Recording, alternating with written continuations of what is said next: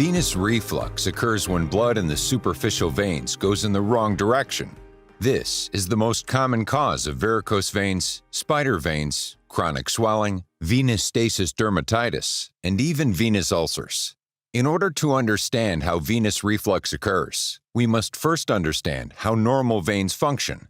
Veins have two primary methods to bring blood back to the heart. The first is the calf muscle pump. The large veins in the calf are completely surrounded by muscle. When the muscles contract, they squeeze the vein and push the blood up. This is similar to squeezing a tube of toothpaste. The second method is valves. Valves act like one-way doors inside the veins. They allow the blood to come up, but not back down. So what is venous reflux? In your legs, you have two sets of veins.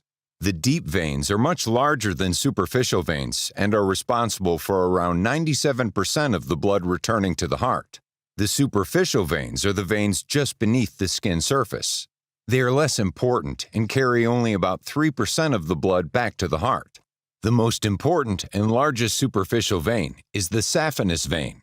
In healthy veins, blood is flowing in an orderly fashion from the small superficial veins into the saphenous vein and then into the larger deep veins and up to the heart. Certain risk factors cause increased pressure in the veins. This is commonly seen in people with a family history of vein disease. It is also commonly seen in obesity, pregnancy, and jobs that require prolonged standing. At some point, the pressure in the deep veins gets so high that some of the blood actually turns around and goes backward into the saphenous vein.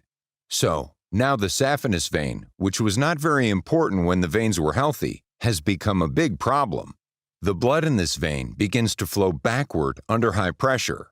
The branches of the saphenous vein then fill with high-pressure blood going in the wrong direction. These branches begin to dilate, like water balloons, and increase tremendously in size and even in length. Here's a simple way to think about venous reflux. Let's pretend that there are two cities.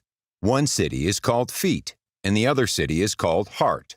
These two cities are connected by a large 5-lane highway called Deep Vein Highway.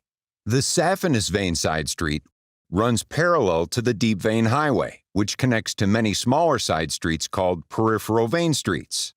These streets have houses with tiny driveways. In a normal situation, there is an orderly flow of cars going in the same direction towards the city of heart. The cars leave the peripheral vein streets and join the saphenous vein street. The cars on the saphenous vein street run parallel and in the same direction as Deep Vein Highway. The cars on saphenous vein street enter Deep Vein Highway through an entrance ramp on their way to the city of Heart. A large number of cars efficiently going in the same direction toward the city of Heart. Now, let's pretend there is a backup on Deep Vein Highway. The traffic on Deep Vein Highway begins to build. Because of traffic, some cars are forced off of the highway onto the saphenous vein street going in the opposite direction.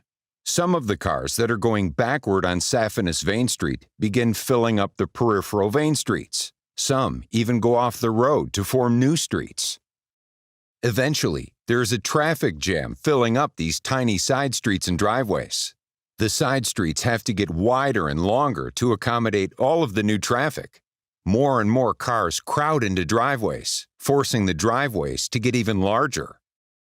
These side streets appear on your legs as varicose veins, and the driveways are spider veins.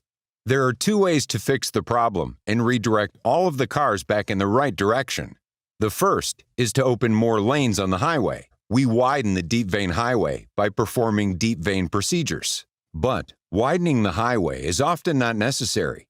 The second way would be to close saphenous street. When saphenous street is closed, all of the traffic remains on deep vein highway. This relieves the pressure on varicose vein streets and spider vein driveways. Closing saphenous street is the essence of superficial venous treatment. Procedures like endovenous radiofrequency ablation and Clairvein are simple, minimally invasive treatments that close saphenous street. Unfortunately, there is still a lot of traffic on the side street and driveways. Closing the highway exit will not remove these cars. The second important part of treating superficial venous disease is the cleanup. This is why we often have to perform additional minor procedures like phlebectomy and spider vein treatments to remove the remaining cars from varicose vein streets and spider vein driveways. Thank you for taking the time to learn about venous reflux.